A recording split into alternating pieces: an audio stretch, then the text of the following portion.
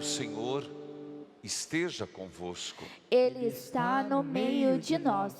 Proclamação do Evangelho de Jesus Cristo, segundo Lucas. Glória a vós, Senhor. Jesus ergueu os olhos e viu pessoas ricas, depositando ofertas no templo, no tesouro do templo. Viu também uma pobre viúva, que depositou 2 pequenas moedas. Diante disso, ele disse: em verdade eu vos digo, que essa pobre viúva ofertou mais do que todos. Pois todos eles depositaram como oferta feita a Deus, aquilo que lhes sobrava. Mas a viúva, na sua pobreza, ofertou tudo quanto tinha para viver. Palavra da salvação. Glória a vós, Senhor. Que a palavra de Deus perdoe os nossos pecados. Amém.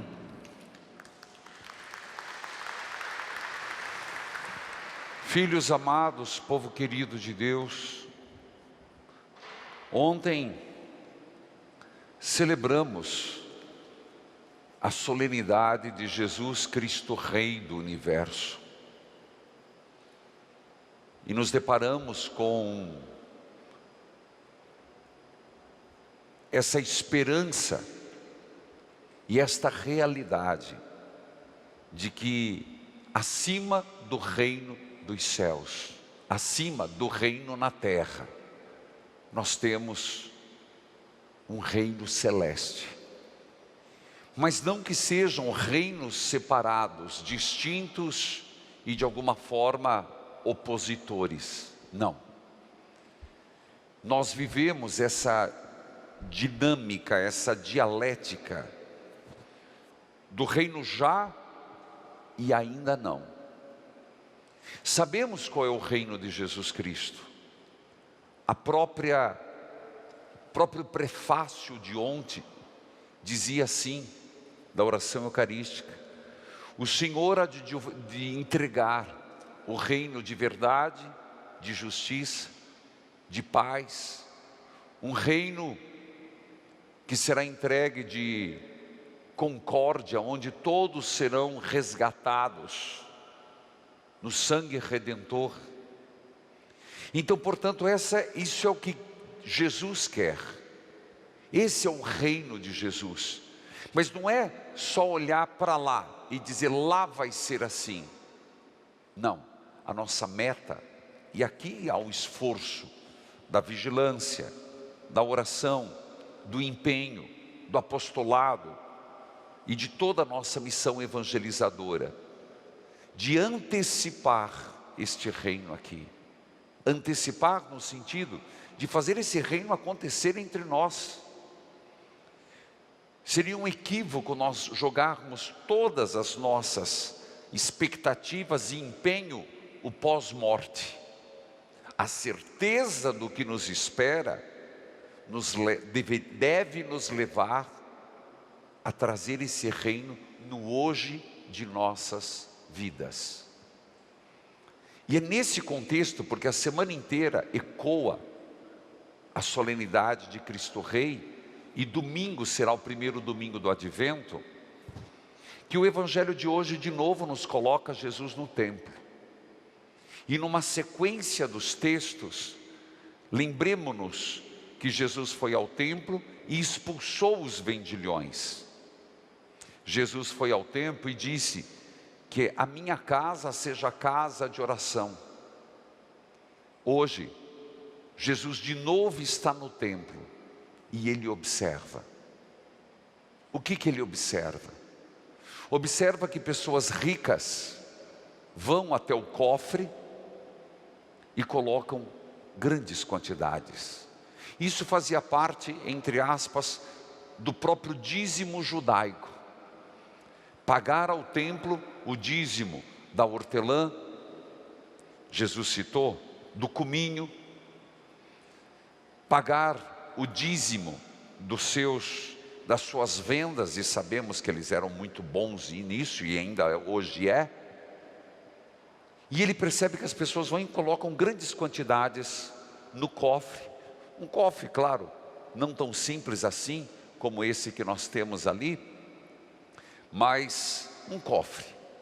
Mas ele observa que Jesus observa que uma senhora, uma viúva, pobrezinha, descobria que era viúva pelos trajes, coloca algumas moedinhas, e Jesus enaltece. O que é que Jesus enaltece? Enaltece aquilo que ele diz depois. Os ricos colocavam o supérfluo, aquilo que não lhe faria falta. E aquela viúva coloca o que tinha para sobreviver.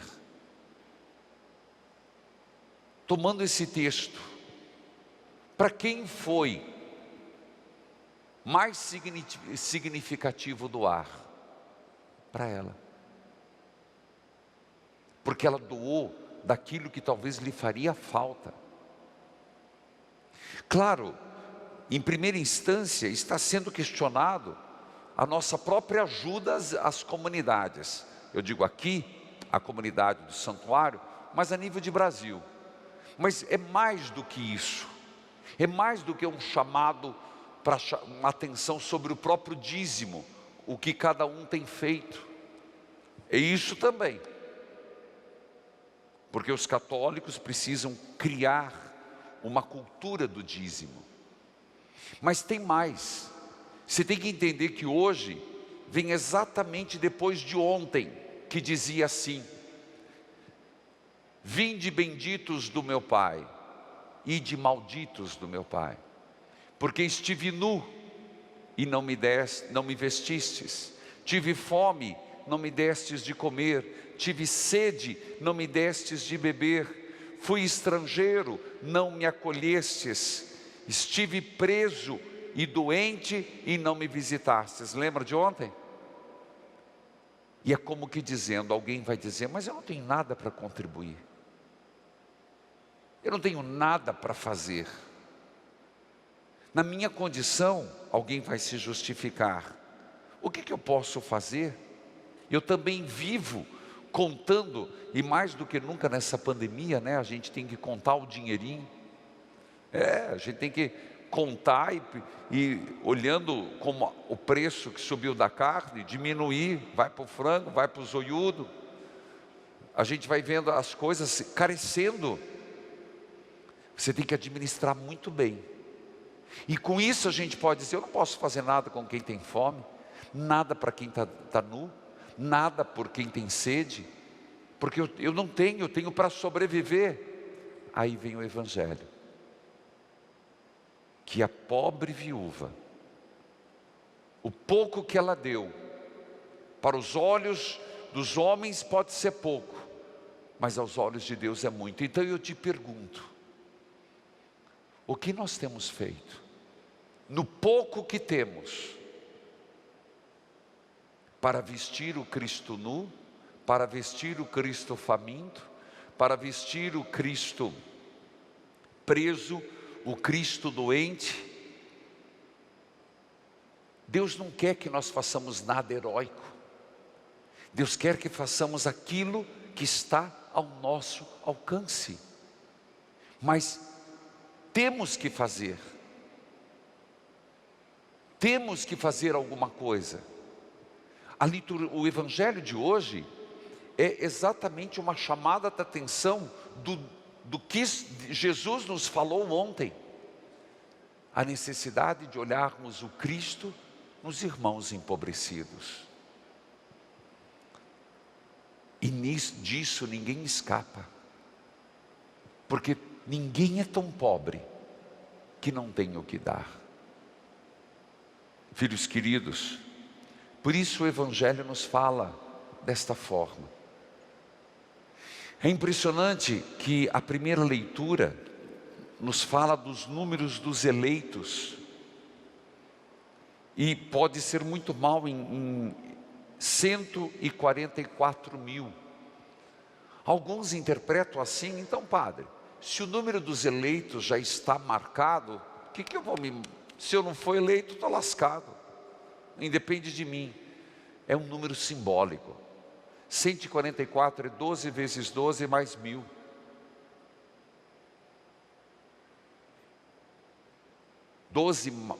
É 12 vezes 12 mais 1000.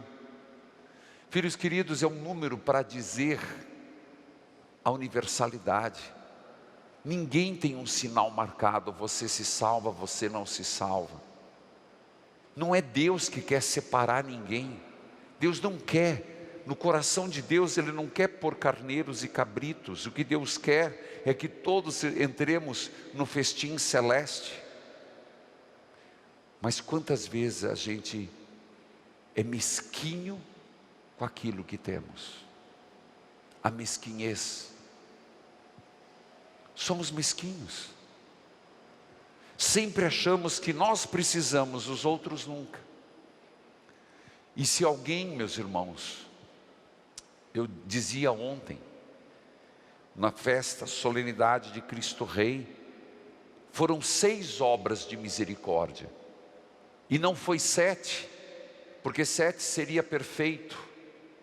Foram 6 para dizer: complete a obra a partir de você mesmo.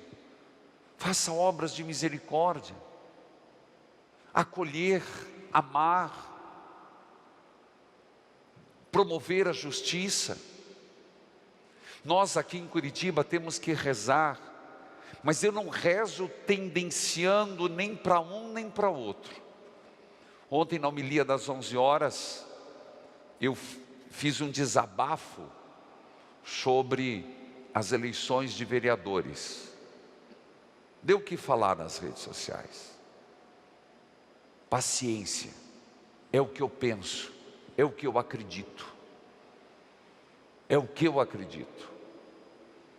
E hoje, eu quero trazer em oração a situação dos professores no estado do Paraná.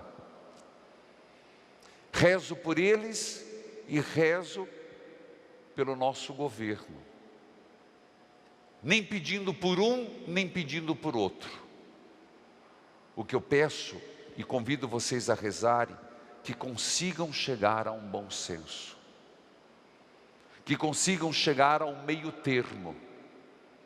Que consigam chegar a uma solução contemplando a realidade das partes. O que eu peço, e aqui também é sermos igreja, dos professores que estão fazendo greve de fome,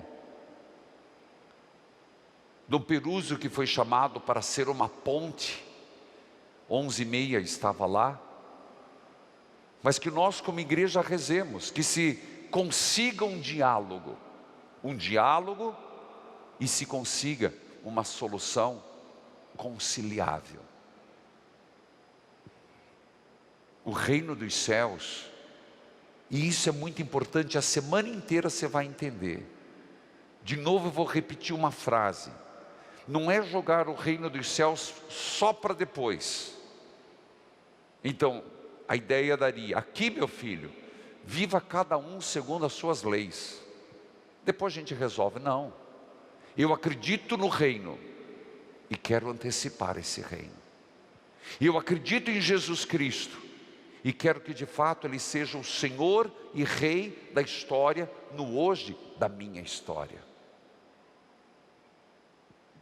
Termino dizendo: a viúva deu o que podia,